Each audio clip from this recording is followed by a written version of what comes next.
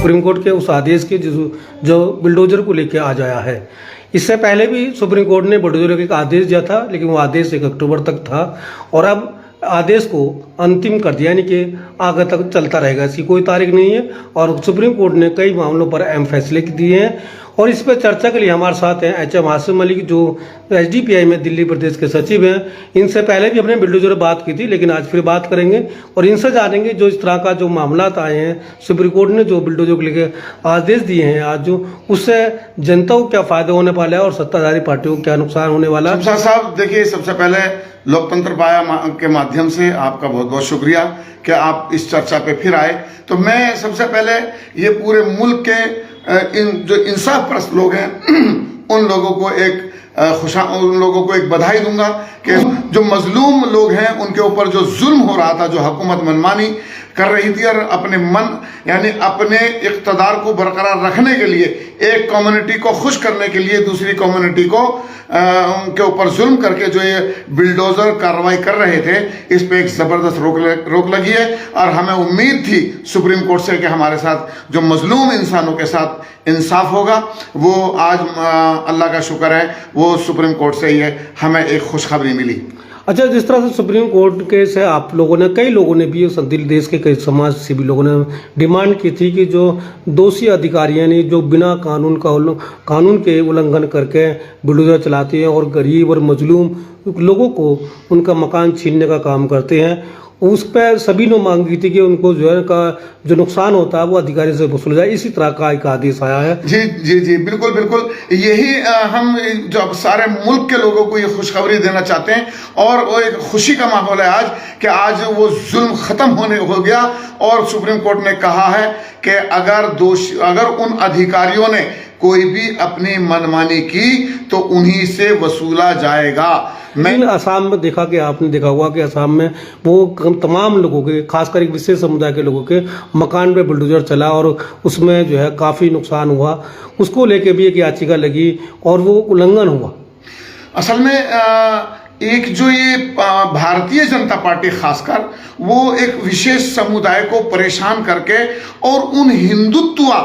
हिंदुत्ववादी संगठन के लोगों को खुश करने के लिए, क्योंकि वही तो आज आतंक मचा रहे हैं पूरे मुल्क के अंदर, जो वो आतंक मचा रहे हैं। और ये कि अभी आप देख रहे हैं, चाहे वो उत्तराखंड हो, चाहे वो आसाम हो, चाहे राजस्थान हो, चाहे मध्य प्रदेश हो, जगह जगह रैलियां जो निकाल कर और वो कह रहे हैं मुल्ले काटे जाएंगे, फलाने काटे जाएंगे। मैं तो सुप्रीम कोर्ट से ये भी एक निवेदन करूंगा कि इस पर भी कोई कानून बनाया जाए, कि जबकि पहले से एक कानून है, हुकूमतें उस कानून को लागू करने में बिल्कुल असमर्थ हैं। और ये जो अभी सुप्रीम कोर्ट ने ये आदेश जारी किया है कि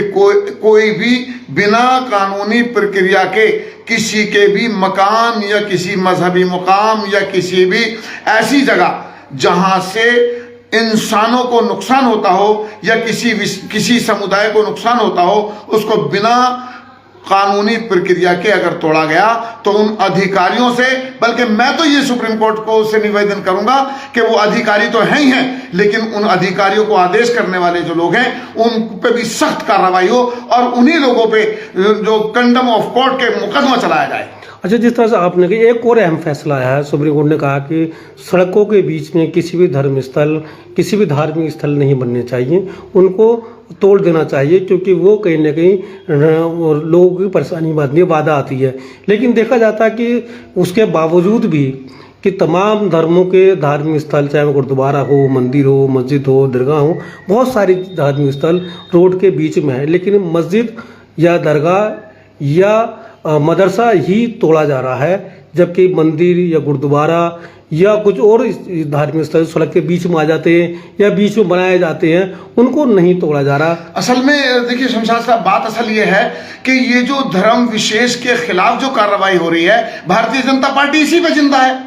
अगर भारतीय जनता पार्टी, ये हिंदुत्व जो पार्टी है, RSS जो आतंकवादी पार्टी है, मैं तो ये कहूंगा सोशल डेमोक्रेटिक पार्टी, इनके इन विचारधारा का बिल्कुल खंडन करती है कि जो वो एक विशेष समुदाय के खिलाफ ये जो कार्रवाई कर रही है। और मैं सुप्रीम कोर्ट से फिर एक बार एक निवेदन करूंगा और उम्मीद करूंगा कि आप इंसानियत को बचाने के लिए जो आज आपने ये फैसला सुनाया है, इसका सोशल डेमोक्रेटिक पार्टी पूरे मुल्क के अंदर इसका इस्तकबाल कर रही है और आगे भी ये उम्मीद कर रही है कि आप इंसानियत के लिए इसी तरह के फैसले देते रहेंगे। असल बात यह है कि ये जो